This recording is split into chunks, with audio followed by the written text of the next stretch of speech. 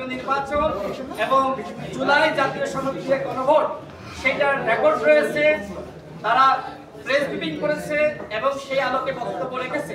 সুতরাং নতুন করে দলগুলোর নাম আমার বলার প্রয়োজন নাই, সেটার তথ্যপত্র আপনাদের কাছে আছে। আমি সেই দলগুলোর প্রতি আহ্বান রেখেছি যে আপনারা এইভাবে সকাল বিকাল নিজেদের সিদ্ধান্ত পরিবর্তন করিয়েন না।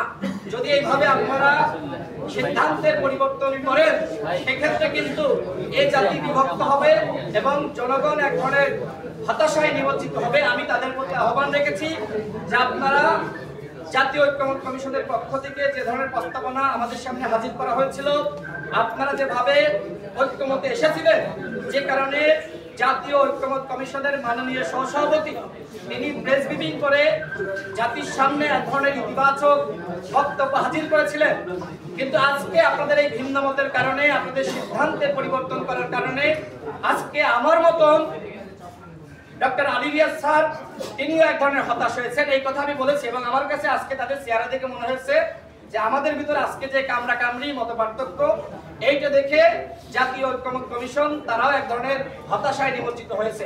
আমি সর্বশেষ আবারও বলি, প্রত্যেকটা দলকে ঐক্যমতে আসতে হবে। এখন নির্বাচনের সময় ঘনিয়ে এসেছে, এখন আপনারা প্রতিদিন একের পর এক দাবি সামনে হাজির করছেন। এইটা মূলত নির্বাচন বানচালের চক্রান্ত। হাসিনা চায় না নির্বাচন হোক।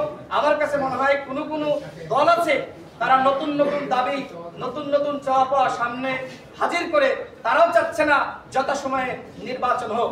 বাংলাদেশে যদি ফেব্রুয়ারি মাসে নির্বাচন না হয় সেক্ষেত্রে এই জাতি মহা সংকটে পতিত হবে।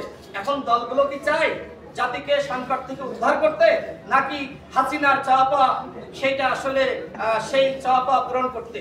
দলগুলোকে অবশ্যই আজকের মধ্যে ঐক্যমতে আসতে হবে। যারা আজকের মধ্যে ঐক্যমতে আসবে না, আমি মনে করি জাতি তাদেরকে প্রত্যাখ্যান করবে এবং এই সরকারকে এবং জাতীয় ঐক্যমত্য কমিশনকে তাদেরকেও সঠিক সিদ্ধান্ত নিতে হবে। আপনারা জনগণের সাথে তামাশা করার জন্য এই চেয়ারে বসেন নাই। আমি স্পষ্টভাবে জানিয়েছি আপনাদেরকে আজকেই মিটিং শেষ করতে হবে। প্রায় 9 মাস ধরে আপনারা জাতির সাথে তামাশা করছেন, আমাদেরকে ঐক্যমতে আনতে পারছেন না, আর কত তামাশা করবেন? এই কথা আমি তাদেরকে স্পষ্ট জানিয়েছি। আপনাদের সকলকে ধন্যবাদ। Thank you. আসলে আস্থা এবং বিশ্বাসের ঘাটতি রয়েছে এবং আগামীতে যারাই ক্ষমতায় আসবে তারা আসলে এই জুলাই জাতীয় সনদ বাস্তবায়ন করবে কিনা এটি নিয়ে অনাস্থা থাকার কারণে এই গণভোটের প্রশ্ন এসেছে। তো সেই জায়গা থেকে আমরা বলেছি ঠিক আছে, এইটার আইনগত ভিত্তি দেওয়ার জন্য অবশ্যই জুলাই জাতীয় সনদের উপরে একটি গণভোট নিতে হবে, এই প্রস্তাব আমরা করেছি।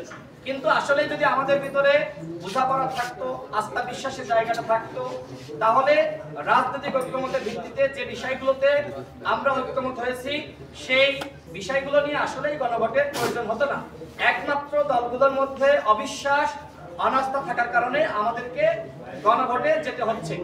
কিন্তু কিছু নোট অফ ডিসেন্ট আছে, তো সেক্ষেত্রে আমরা বলেছি, অনেকে বলছে যে যেগুলোতে আমরা একমত হয়েছি সেগুলোতে আমরা গণভোটে না গিয়ে বরং যেগুলোতে আমরা ঐক্যমতে পৌঁছাতে পারিনি সেগুলোর ক্ষেত্রে আমরা গণভোটে যাই। এই জায়গায় আমি যে যুক্তি দেখিয়েছি, মনে করেন যে বিএনপি যে বিষয়গুলো নিয়ে তারা নোট অফ ডিসেন্ট দিয়েছে, তাহলে ওই নির্বাচনের সময় বিএনপি কি করবে? এগুলোর আপনার বিপরীতে তারা ক্যাম্পেইন করবে। ঠিক একইভাবে জামাত ইসলাম কি করবে? তারাও একই কাজ করবে।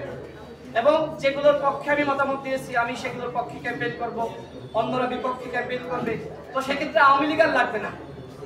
নিজেদের মধ্যে আমরা এই যে অনৈক্য, এই অনৈক্য নিয়ে আমরা গণভোটে গেলে বা নোট অফ ডিসেন্ট নিয়ে আমরা গণভোটে গেলে আমরা কামড়াকামড়ি করে আমরা কিন্তু এক ধরনের ধ্বংস হয়ে যাব, হাসিনার আর প্রয়োজন হবে না।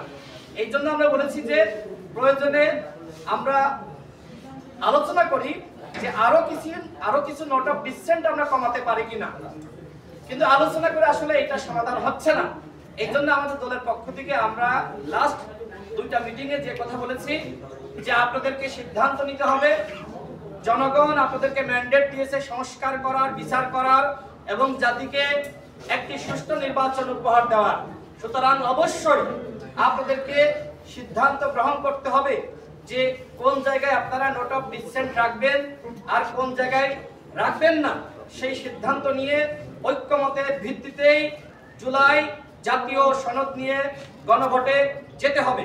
আমি আবারও স্পষ্ট করি, আমাদের দল গণ অধিকার পরিষদ আমরা বলেছি একই দিনে জাতীয় নির্বাচন এবং জুলাই জাতীয় সনদ নিয়ে গণভোট, এবং এই প্রস্তাব কিন্তু এই ঐক্যমত কমিশনের পক্ষ থেকে আমাদের সামনে হাজির করা হয়েছে এবং তারা আজকে বলছে যে আমরা সরকারের কাছে সুপারিশ করব। এর প্রেক্ষিতে আজকে আমি প্রতিবাদ জানিয়েছি যে আপনারা শুধুমাত্র সুপারিশ করে আপনারা পার পাবেন না। আজকে আমি অত্যন্ত শক্ত ভাষায় কথা বলেছি, কারণ যে কমিশনের প্রধান মাননীয় প্রধান উপদেষ্টা, সেই কমিশন শুধুমাত্র সুপারিশের মধ্যে সীমাবদ্ধ থাকতে পারে না। এই কমিশন অবশ্যই সিদ্ধান্ত নিতে পারে এবং সেই সিদ্ধান্ত তাদের আজকে নিতে হবে। এইভাবে তারা আমাদের ভিতরে মতপার্থক্য সৃষ্টি করবে, তারা বসে বসে খেলা দেখবে, সেইটা আমরা মানতে রাজি নয়। আরো 5 মাসও যদি আলোচনা হয়, কোনোভাবেই দলগুলো ঐক্যমতে পৌঁছাতে পারবে না। এই জায়গায় আমরা বলেছি যে আমরা ভিন্ন মতের দল, আমাদের ভিতরে মতপার্থক্য আছে, এই জন্যই কিন্তু আমরা ভিন্ন ভিন্ন দল করি। সুতরাং আমরা যদি একমতের হতাম তাহলে সবাই একটা দল করতাম। ভিন্নমত রয়েছে, এখন যদি আপনারা মনে করেন এই ভিন্নমতকে ঐক্যমতে আনবেন, সেক্ষেত্রে জাতীয় ঐক্যমত কমিশনকে সিদ্ধান্ত নিতে হবে। আপনাদের সকলকে ধন্যবাদ। Thank you.